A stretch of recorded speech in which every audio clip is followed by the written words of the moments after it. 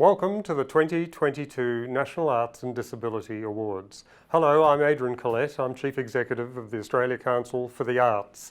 I'm joining you today from the traditional lands of the Gadigal people of the Eora Nation, and I pay my respects to elders past, present and emerging, and also to my many First Nations colleagues here at the Australia Council.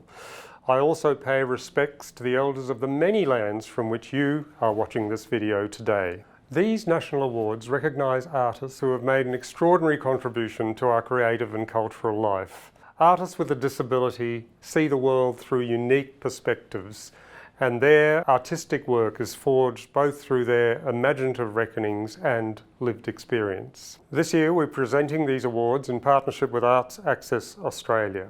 We've produced a couple of videos celebrating the work of our award recipients, and we are grateful for the support of Ironbark Films and Bus Stop Films who have supported this endeavour. The videos can be watched now on the Australia Council website. I'm pleased to now announce the recipients of the 2022 National Arts and Disability Awards. The National Arts and Disability Award for an established artist goes to someone who has made an outstanding and sustained contribution to their field, recognised nationally and internationally. The recipient of this year's award for an established artist is Roya A. Hi, my name is Roya, also known as Roya the Destroyer. Moving and grooving is one of my favourite things to do, especially in site-specific areas. It definitely gives me a thrill, just figuring out what I can do, what works, what might just suddenly click. It's just beautiful. And the fact that you can't reenact that in a different space. Each space is unique, just as each person is unique and different. Being able to weave in and out in the little nooks and crannies of each space, there's something really therapeutic about it. I don't know, it just draws me in. I believe that when I'm enjoying myself, when it excites me and I enjoy myself, I give more of myself. Then there's like a dominoes effect. I've noticed the people that watch me enjoy myself, enjoy watching. It's just a bonus really when other people enjoy what I do. I sometimes feel like I'm just in my bubble, as I'm sure many artists feel similarly. It's important to represent people with diverse backgrounds and disabilities in the arts, let alone in every aspect of life, because we are a member of society and we should be represented just as equally.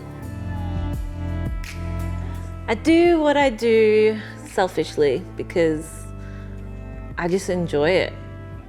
And I remember when I was growing up, my only thing that I knew I wanted to do for the rest of my life is to make sure I have fun. Movement always brought me joy. Realising afterwards how much joy and change it brings in others watching me have fun. Literally, I'm getting the tingles as I'm saying this. It just made my soul smile. It just made me realise I really need to do this more.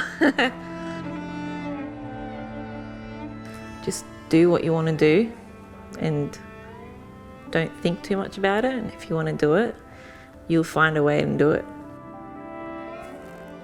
It's really that simple.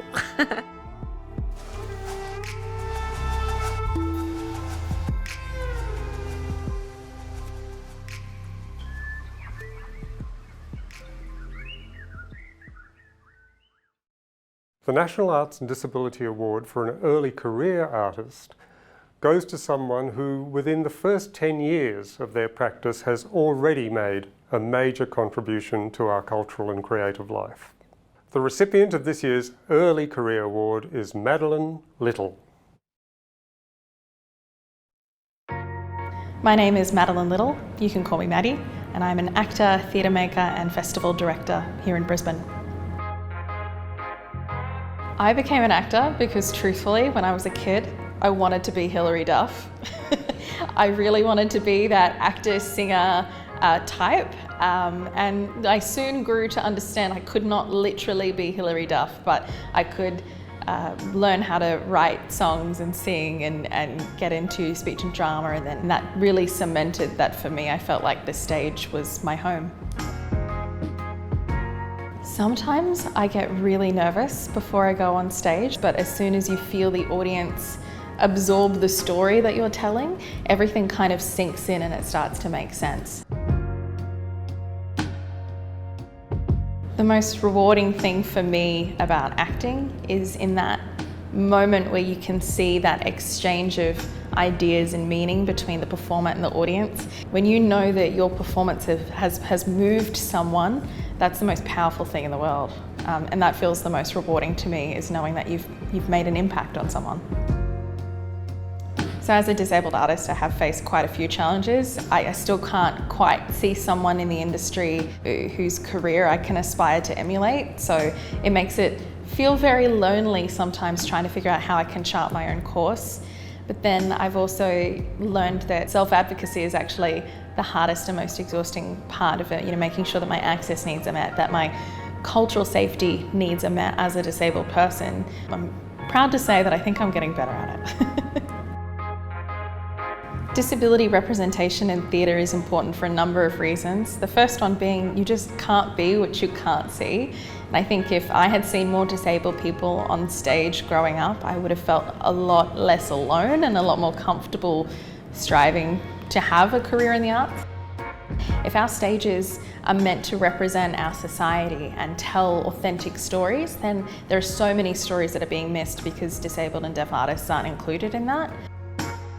I'm currently really excited to be in rehearsals for The Normal Heart, which is a play by Larry Kramer, staged by Ad Astra Theatre here in Brisbane. And I'm so excited to be playing the role of Dr. Emma Bruckner, who is a wheelchair user. She's a polio survivor, she's a doctor, and she's doing everything she can to save lives. It's a really powerful role that I'm so honoured to be able to play.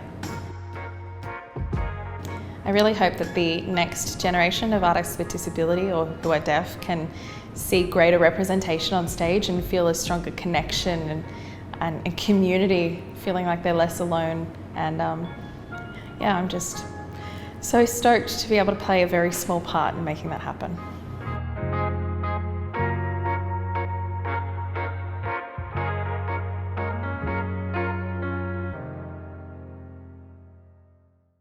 I would like to warmly congratulate this year's recipients. And please remember, you can watch those videos now on the Australia Council website.